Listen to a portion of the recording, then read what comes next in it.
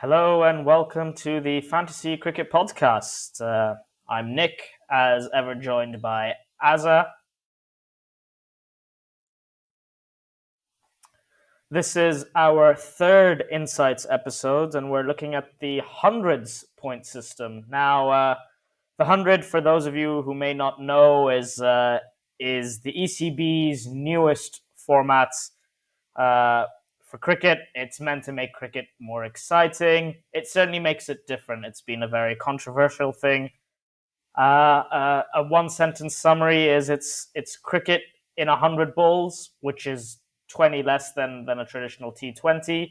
And it's from what we've watched so far, as I think the game itself has been quite interesting. It's if you're a cricket lover, you're going to enjoy it. I mean, I think both of us were skeptics, perhaps, because we're both people who are averse to change, but I think, giving it a chance, it's been quite entertaining. Well, firstly, hi, Nick. And yeah, definitely. So I was quite skeptical out of just sort of general skepticism for change in cricket.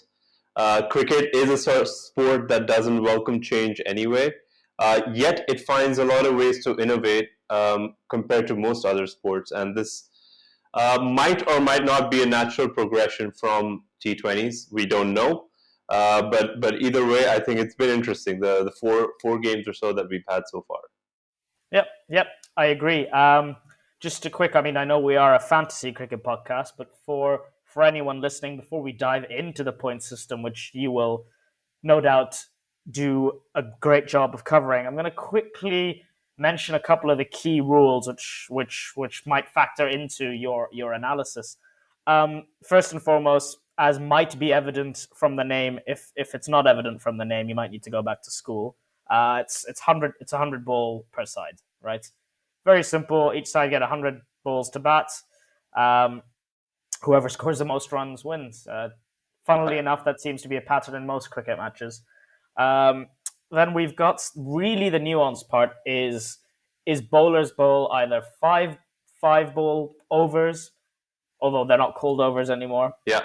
Or if the umpire is going to wave like a special white card, which means the said bowler is going to bowl 10 consecutive balls, which the captain decides. So bowlers are limited to 20 balls per match. So it's quite an interesting thing from a captaincy point of view. And I think later from a fantasy point of view, you're going to have to see that, all right, is this a bowler that I think I can back who might be bowling a 10 ball over, for want of a better term? These things are going to be things that you have to take into consideration. But that's it. I think that's really the important thing. The ECB describes it as every one counts in reference to the 100 balls. So is no doubt you got to make your balls there about the everyone counts? Are they also trying to aim it at something else? Well, you never know. From what I see, it's basically all the balls counts. You must make sure you're always counting your balls, and that seems to be the play here. Yeah, it's faster. It's meant to be more exciting. I think from a fantasy point of view, we've got a couple of the popular apps, certainly in India, that have given us a scoring system for it. It's not going to be the same as T20. So why don't you jump into that and give us some insights there, Azza?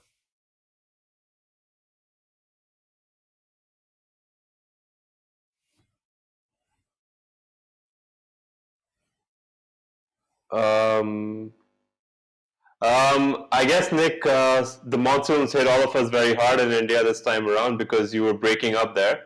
But I suppose what you were asking is what is the 100 in the fantasy point system? Because as you said, a few of the apps have already released their point scoring system, and it's different from T20s.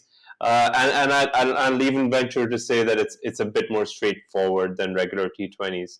It's quite interesting. I'll get into why I think it's interesting in a second. But first, let's just cover the point system, right? So again, as always, you have to select 11 players from the 22 players out of the two teams that are playing. and you get points firstly for having all your 11 players in the actual 22 playing team, so in the announced lineups. So you'll get points for that. And then, of course, you start with your wicket keepers, batsmen, bowlers, all rounders, and that's how you get your points. So, for example, with the batting, you're going to get a point for a run, an additional point for a boundary or 4 runs, double of that for a six. So these are the boundary and six bonuses. And then, of course, you have your 30 runs, half century, and century bonuses, which sort of gradually give you more points. Now, if there are 100 balls and a player is getting a century, probably at a very high strike rate at that point, then you're doing very well to have picked that player. Finally, you do get negative points if a batsman is dismissed for a duck who's in your team. That's applicable only to batsmen, wicket keepers, and all rounders, as always. Now, that's from the batting side of things. From the bowling side of things, you get, as usual, a point for a wicket. As well, not a point, but you get approximately 25 points. If 1 point is for a run, you get 25 points for a wicket.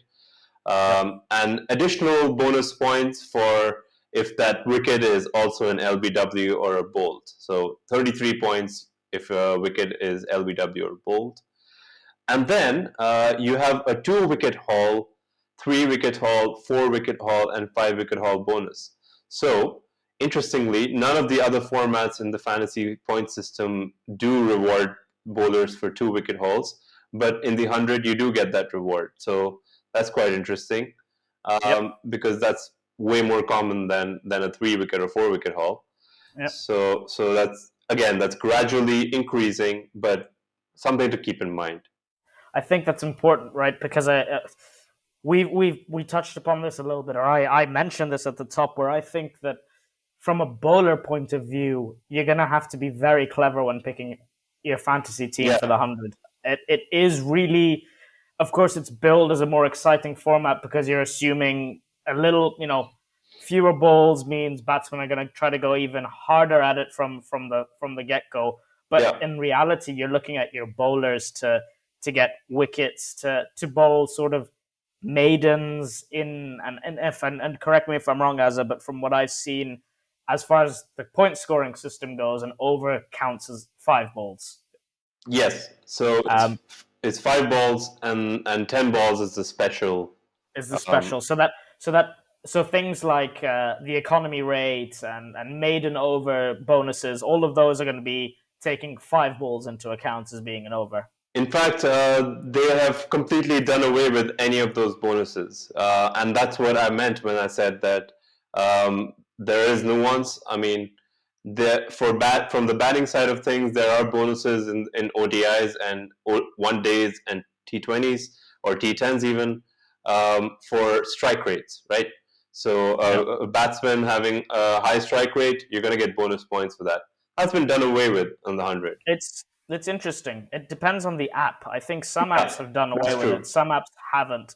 I know the app that we tend to play on the most has done away with it, and I think that it makes it interesting because I think fundamentally what you have to make sure you're doing is you're looking at bowlers are going to take wickets first and foremost. It's not like in a traditional T20 game where you can maybe say, I'll pick a bowler who might hold up an end and bowl a very economical 4 overs, but may not take that many wickets. You may lose value from that. Exactly.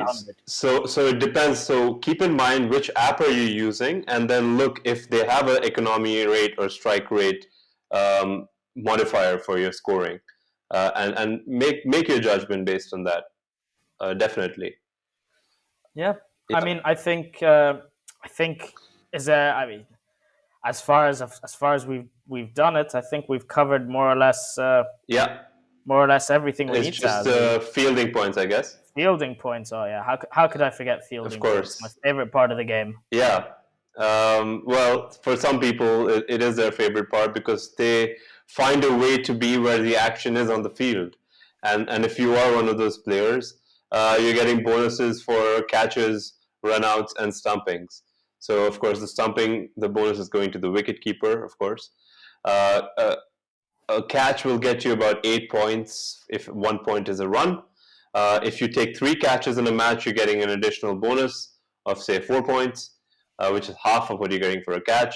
And then there are 2 categories of runouts: direct hit, where just the player who gets the direct hit will get the points, or an indirect hit, where the last 2 players to be involved in that runout will get the points.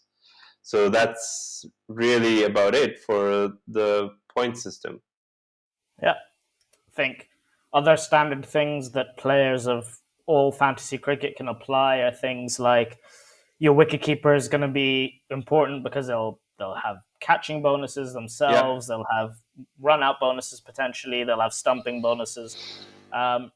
These are all really important things to consider. But I think ultimately the big takeaway from here is that there are some nuances in terms of the point scoring system that we have to be wary of. Yeah. But the entire format is different. Whatever said and done, we're still not sure how it's going to play out exactly. I think teams are still trying to figure out how best to utilize it. And I think as the tournament goes on, we might see more of a cookie cutter approach where you know that it becomes a bit more formulaic, and all right, well, this bowler is always guaranteed to bowl X number of overs. Yeah, and I guess that's where the captaincy and vice captaincy picks will also start getting more interesting as the tournament progresses. If you are based out of Asia or don't have much of an introduction to English county cricket, the Vitality Blast, just keep in mind that the 100 has a lot of these guys who are very high impact players, but we don't know of them. And I think for example, we've seen in the recently concluded Pakistan England series. One of those names that really comes up to me, 2 of them really, is Saqib Mahmood. We called him out before in our preview. But one name that we didn't mention that really did well was Phil Salt. Forget Liam Livingston. Liam Livingston is an absolute monster in that series. But Phil Salt, again, he embodies this new kind of fearless form of cricket. I suppose the last thing to bear in mind, and to the viewers, if you're interested in listening to preview episodes for hundreds games or matches and a couple of games at a time, please let us know in the comments. Reach out to us, because then we'll do it. But the important thing to note is I believe that the England internationals only have a couple of games before they head off to the next series that we're going to be previewing, which is a big one. Yeah, looking forward to that as well. That should be really exciting. Yeah, and there's 5 tests. We don't get those kind of series around anymore. No, and I think it'll be a really great test. 2 good sides going at it, but I digress. That is for the next podcast. I think we've covered everything. As I think, there's not much more to say other than please support the channel. Please support the podcast. Any help that you can give us, whether it's just some kind words or some criticism or a cheeky pound or rupee here and there is always welcome. True. Gotta buy that Nando somehow. It's got to be cheeky. It's got to be cheeky. I think on that note, Azza, I'm gonna say thank you very much for joining me today, and we wish the viewers the best of luck in this new format, and hope they score some points. Thanks, Nick. Cheers, Azza. Take care. Bye.